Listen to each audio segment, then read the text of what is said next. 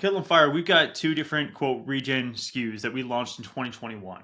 And when we got these SKUs on shelf at Whole Foods, we had to go through their Whole Foods Regenerative Assessment program, which basically was like in lieu of certification, if you wanted to make a the front of label claim for regenerative agriculture on pack, you had to go through this assessment to ensure that you're not greenwashing. Like these are legitimate and it's thorough. I won't say her name out loud, but the gal who runs that program is fantastic. She's got a ton of experience, and she put us through the ringer as she should. And we came out on top. These are legitimately regenerative bone broths, but Whole Foods has decided to change that policy.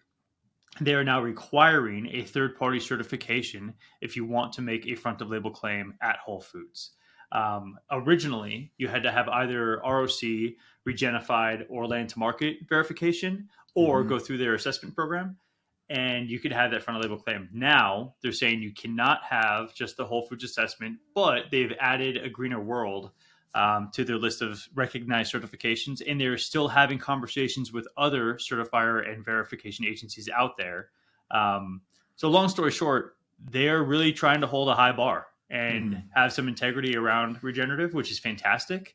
It does present some unique challenges for brands who are in the position that Kettle and Fire is in, but we're taking it to heart and we're saying, okay, hey, let's see how the supply chains have changed in the last few years. And if there's enough certified supply out there to fulfill our needs on these SKUs. So it's a transition time for sure.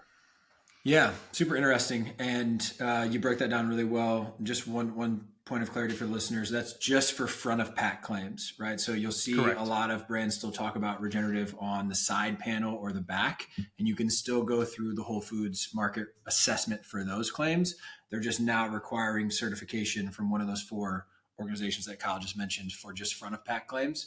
And, we still think having the assessment pathway for a on pack claim that isn't front of pack is essential and correct and good.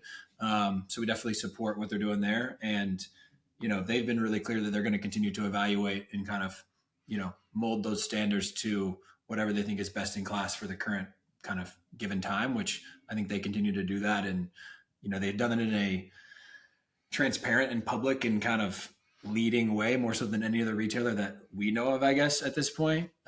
So just appreciate their leadership there.